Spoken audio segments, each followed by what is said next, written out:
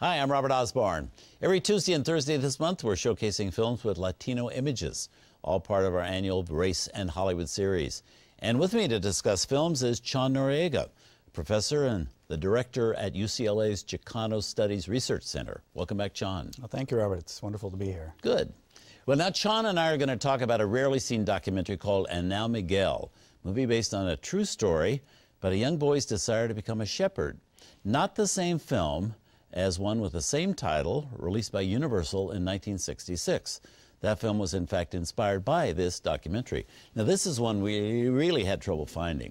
You wanted us to show it and we finally found it.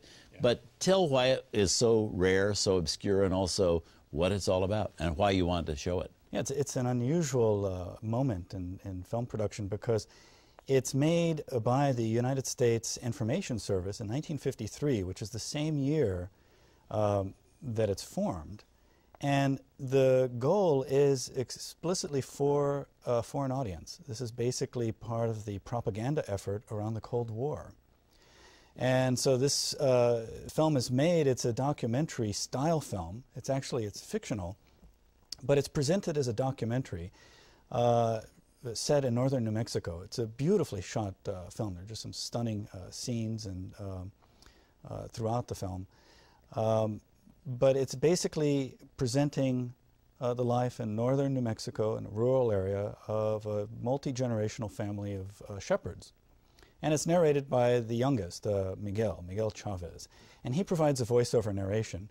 And what I find amazing is it's actually a silent film. It's shot silent.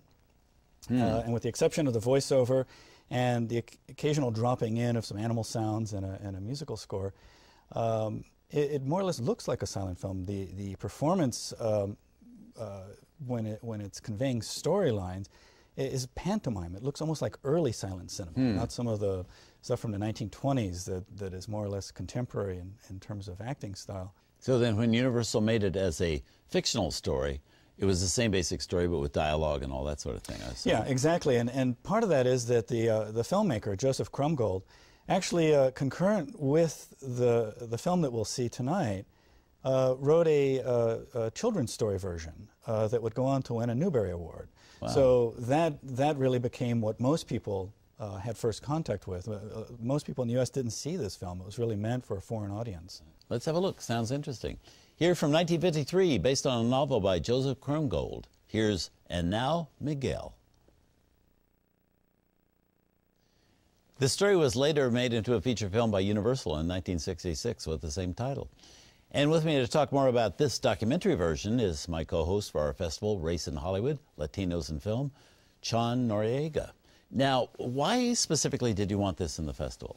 Well, besides the fact that it leads to one of the more popular children's books and then a feature film by Universal, it really exemplifies a tendency we see throughout the festival of approaching the Latino community by way of a documentary style. You could look at this and actually think it's a documentary, but in fact it's a dramatic piece that's been written and staged as a documentary. What I found really fascinating, funded by the State Department in the midst of the Cold War, because they thought this could help with the propaganda efforts with foreign audiences. I found all of that just absolutely fascinating. And right. Joseph Krumgold himself is an interesting figure because... Yeah, tell about him. Well, the voiceover that you hear, it's very similar to one he wrote for a film called The Autobiography of a Jeep in 1943, which is probably the classic military training film. So he was involved in a number of these productions for the government. Now, how does this relate to our next film? Well, you know, what I find fascinating about And Now Miguel is you can almost see it as a prequel for the Milagro Beanfield War. Which you're going to show next. Absolutely. It depicts an area in northern New Mexico that is presented as basically unchanged for centuries until something that happens in the present that poses a potential threat to that. And you'll see the same story in the Milagro Beanfield War. Well, let's have a look at it. Up next, Chon and I are going to be back talking about our next film, which is one of the lesser-known films directed by Robert Redford.